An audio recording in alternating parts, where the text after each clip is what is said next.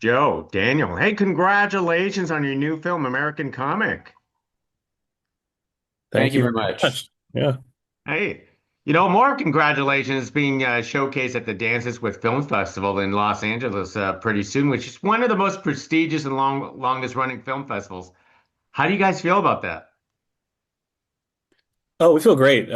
We shot a lot of the film in LA and we're based in LA, so it's really nice to have all of the people who worked on it be able to come together and actually watch the premiere. And then also, um, I know it's at the Chinese theaters and it's really exciting to have like all of that.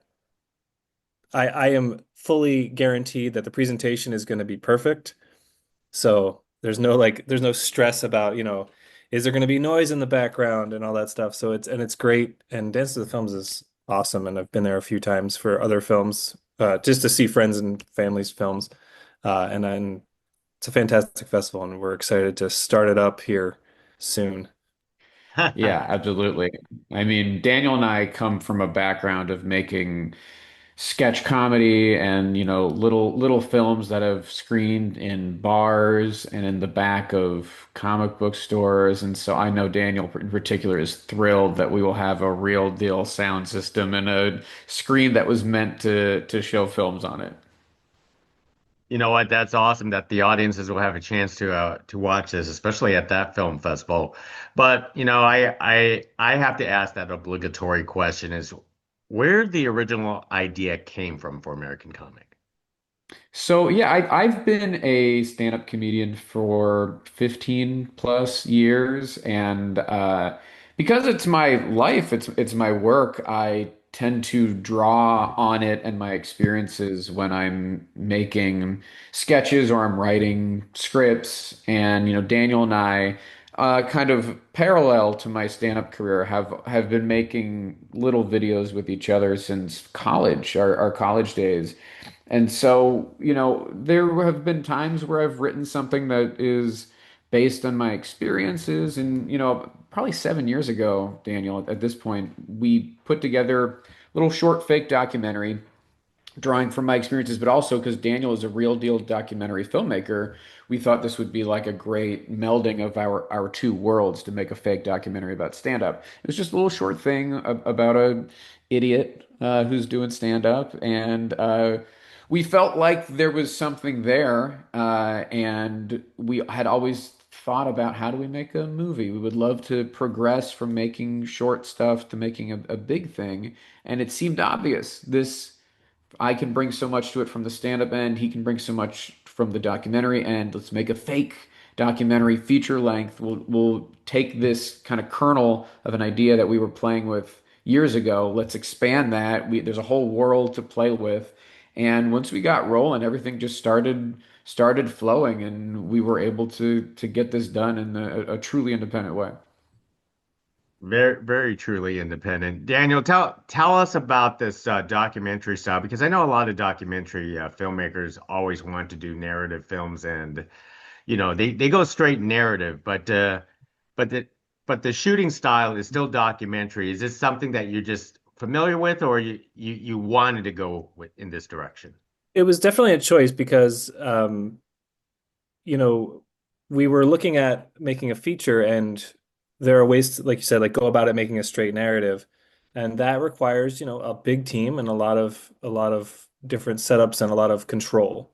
But with documentaries, in my experience, because I make a lot of verite style documentaries where we're just following around someone and getting whatever we can get wherever we can get it. And so with that in mind, you making a verite style documentary with Joe playing these characters, and we bring in actors to play other characters in it, and then we shoot these real stand-up shows. It was a really fun way for us to just go and do it because we could have pitched it and tried to get a bunch of funding and different sets, but we just said we're going to go make this the way we would make a documentary, which is you get the permission of the people and you go wherever they are and you just capture real life. So we had a script, we had a very detailed script, and we would rehearse and set up and block and everything like that. But the way it was shot was very much like we're going to this bar, we have an hour to shoot the scene, we're going to do it there, and we're going to get everything we need, and we're going to be out. So it was exactly the way I would shoot a real documentary in this style. Um, and also, I want to say like it's a fake documentary, but it's not. It's more like it's not like The Office, or it's not like Best in Show where there are a lot of sit down interviews and Hmm. cutaways. Or Modern Family is always a good example. This is just straight verite the whole time. So it's taking the influences of movies like Comedian or like American Movie is obviously a huge influence for us, um, and King of Kong, and taking that approach where it's not interview activity, it's more just like following this person as they live their life and just extracting all of the fun, strange, or horrible bits of their personality. Yeah, it's a forgiving medium too. Yeah. Like, if we can only grab me, if we wanted to have me driving, it's okay if we don't have a rig on another car in front of me. If we just have Daniel in the passenger seat and we have these different setups that seem a little jagged, seem fly on the wall, seem rugged, that is the medium we chose, so it all Mhm. fits into it. So it really gave us a tremendous amount of freedom to do what we wanted. Yeah, and it was nice to be contained by that too, because like there, if I was given all of the resources or all of the time I wanted, I think I would have, done a lot more different things. But it was really nice to just be like, no, this scene needs to be like it's an accident. We're not meant to have this perfectly shot because this is a moment that happens to this character unexpectedly. So we're gonna just follow it the way you would if you were not planning on having some interaction happen during like at a club or a location or something like that. Yeah. And this story works um beautifully because of the funny things is the fact is that there's, two different personalities that Joe has to play. So how do you tell us about the two personalities that you wanted to create for this film and trying to play them out at the same time? Yeah, it was important to us to, the reason of having these two characters was to create a balance because, the stand-up world, if we are to try and represent it, is a vast and varied community of a lot of different types of people. And so what I did was I tried to find what are the trends, what are the archetypes within stand-up that if we honed in on two types would encompass and cover the most ground, right? And what we had explored with that short film years ago was kind of a grungy road dog guy who's obsessed with his own victimhood in the sense of cancel culture is coming for him and he wants to fight for freedom of speech. It's all BS, but that's kind of he's the industry can't handle him and he's in the Midwest. And so we had that guy and we had his look too, which was, bearded jean jacket, beanie, always has a beer in his hand. And then to balance him out, it was almost an exercise in how do we find the opposite of this. And so much of it started with the visual. Like, okay, and especially because we needed the audience to go with us on this, we felt like something drastic needs to happen. If I am to believably play two characters and we don't have a big budget, I need to go for it. And so I shaved my beard, dyed my hair, cut it so that I looked as far opposite from this guy as I could. And we consulted our friend Tiffany Putterbaugh, who's a very talented and clever wardrobe stylist who could help us to create the looks of this guy. Like he really cares about the way he looks compared to the other comedian. And then we put him in Los Angeles, and I had to think about the way he talks. If the other guy is kind of grungy and always like has bad posture, this guy is a little bit more tightly wound in the way he carries himself, and he's very deliberate, and he's always looking around for the most famous person in the room. And so we kind of found these hooks of these guys of how they carry themselves, what they look like, and then from there, as I inhabited them and kind of found them, we were able to kind of crystallize who these characters were. Wow. And then Daniel, then your approach to filming, two different personalities that Joe has to play, is it like filming like two different movies because of the scheduling? Because he has to tra obviously he doesn't transform back and forth. He has to keep one consistent personality, and then you have to film the other personality consistently, right? Right, yeah, we shot all of the road dog bearded guy first. And then we had some things come up in the middle of this. We shot that in like the summer, and then we had some things come up for a few months, and we didn't resume shooting until close to October. I had to go to some weddings, Yeah. and my girlfriend told me I could not dye my hair for the wedding. So that's what it was. We had to wait until the important life events were over, and then I could make my hair look stupid, is what And Daniel's politely saying. she was right. Uh, but but in terms of shooting style, it was interesting because in my opinion, part of my directing of that was also the director of the movie was a character in himself because he kind Mhm. of has a point of view.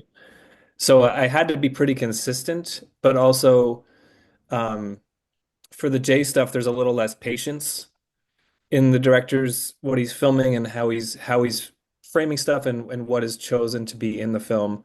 Um, so there was a little bit of that where, with Joe's character Yovam, which is the LA based comedian with the blonde hair, um, there's just a lot more sitting with him in these long moments. And with Jay, it's more like, let's go. We're always on the move. We're always doing something.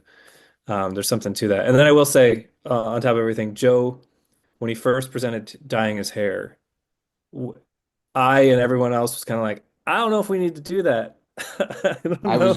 I was very like drawing a line in the sand.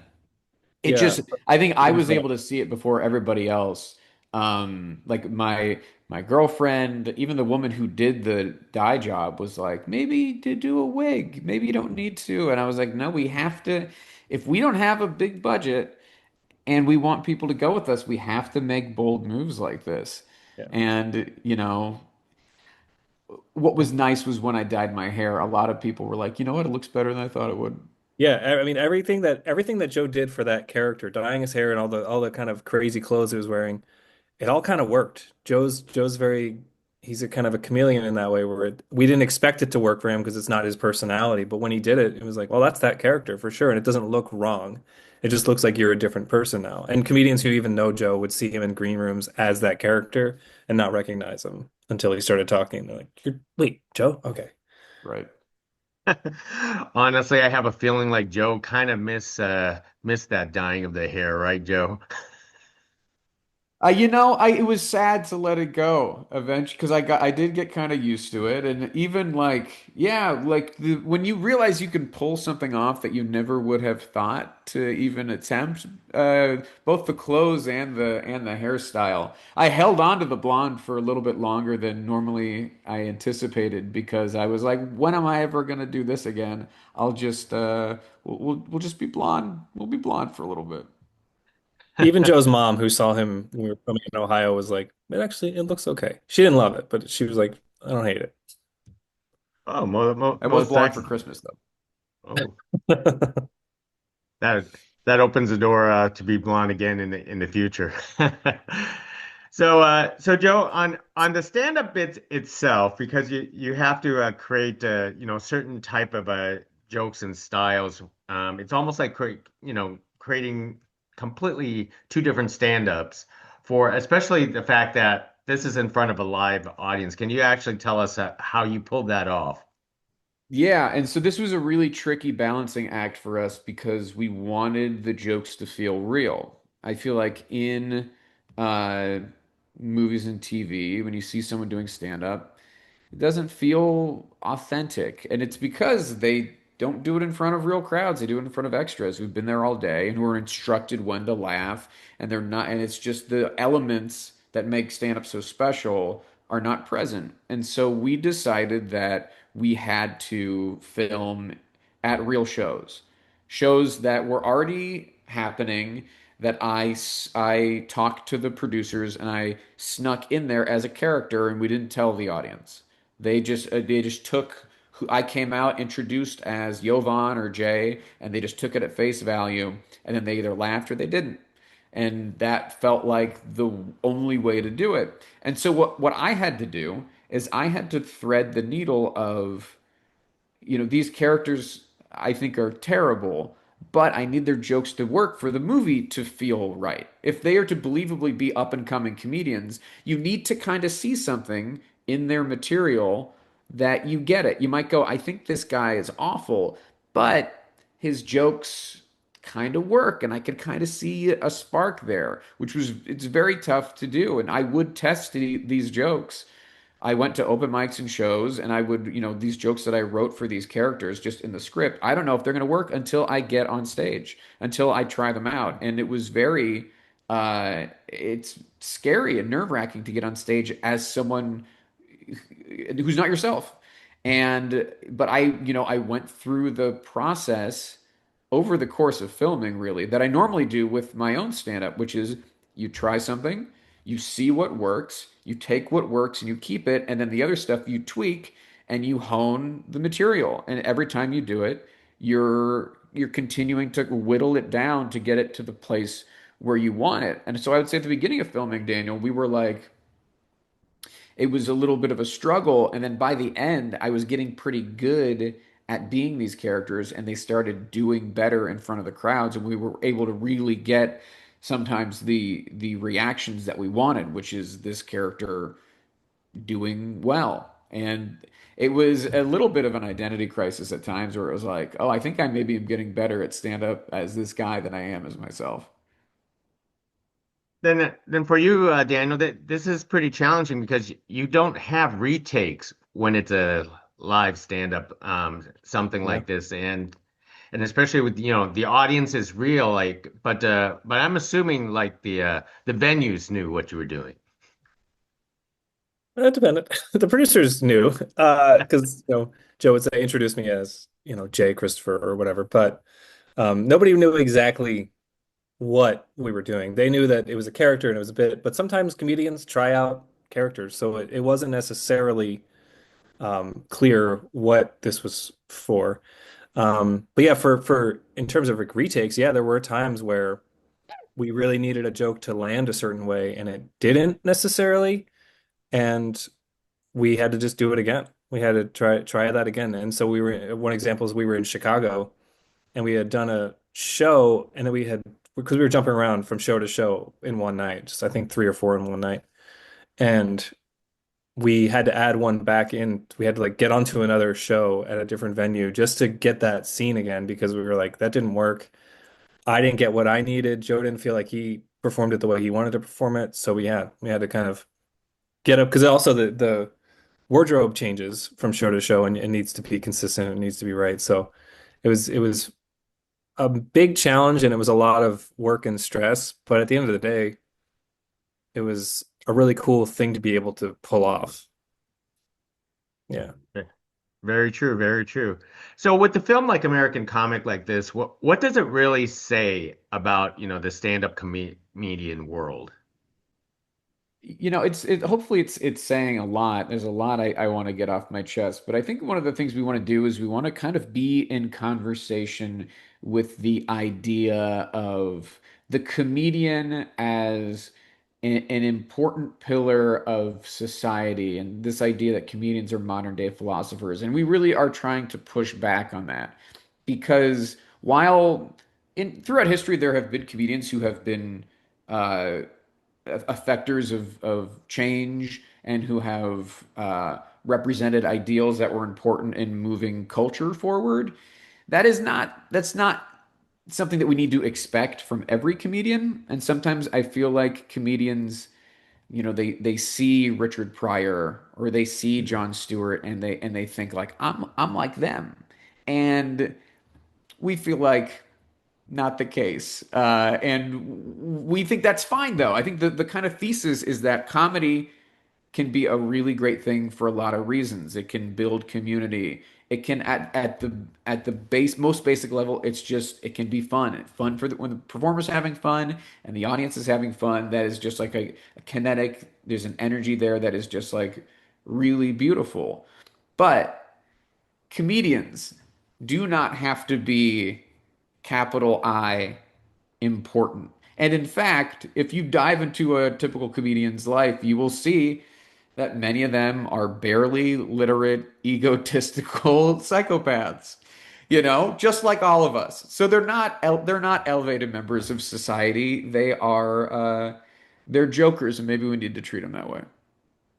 Very true, very true. Daniel, I do throw this similar question to you is because as a documentary filmmaker, you guys always make messages and you always want have a certain message that the audience will actually pick up. So what message you hope to pick that people would pick up on the film? A very similar message to Joe's, but I would say like in terms of, you know, I guess my approach to this was an answer to documentaries that always hail comedians as these philosophers and as these important figures and as this transcendent sort of art. And just to say like, everything that you like, you want to be something that maybe you're not, and that's okay, as long as you're not hurting people and you're just true to yourself. And so in a very similar way to what Joe said, like it doesn't need to always be perfection and this incredible revolution. It can just be what it is. And that's the way I feel about documentaries too, because documentaries always feel like they have to end with some massive theme, like where everybody's everybody's friend, or the world's going to be a good place. It's like sometimes people are bad and sometimes people are good, and that's that's cool. Well, then, final question, because this has been bugging me after watching a film like this, is because, where we're talking about a fake documentary on, realistic themes. So I want to know is who is the real Joe? It's like I was saying before, I felt like I was learning who the characters were better than I knew myself. I'd like to believe I am somewhere in the middle of both these guys, and there's no I'm not casting any illusions that this movie isn't on some level self-deprecation. Like I have to reckon with the fact that a lot of these things, I'm making fun of comedians, but uh-oh, I'm a comedian as well. And like what I am saying here with this movie has to be reflected back at me. I don't think it would be relevant or it would be powerful if I was like, this is what comedians except for me are all like. I have to come to terms with the fact that sure I have an ego and sure I can be hypocritical and if I'm any stand-up wants attention and I want attention too, and look, I'm making a movie where I'm playing dual roles. You gonna say I don't want attention? Uh, but I'd like to think that I'm a person who recognizes these things, and while I'm a comedian at heart, I am hoping to be something bigger than that, both on the side of like what I do, and whether it's making a movie or continuing to broaden my horizons as a creative, but also from deep within my heart, I hope I can be a better person than the average comedian. And that's a lot to ask, but I guess that's my it's my answer to a question that will keep me up at night for sure. And I will say, I just want to add, like, almost everything in the movie comes from a real experience. And sometimes those are people that Joe knows, but sometimes those are from Joe's personal actions as well. So no one's immune. We're not saying that Joe's above anyone. Mm-mm. Yeah. Well, you And I know. see myself a lot in some of those actions as well as like a filmmaker, those little backstage moments. Yes, yes, very, very, very real. And I mean, the world is a comedic place, depending on how we look at it. So, Daniel, Joe, thank you very much for speaking to us about American Comic. I can't wait for the audiences at Dances with Films Festival to enjoy this film, and so enjoy your time at Los Angeles, even though that's your backyard. But it'll be a great time with It'll it. be With Thank great. you. Thank Thank you you so very much. much. Appreciate it. hey, thank you.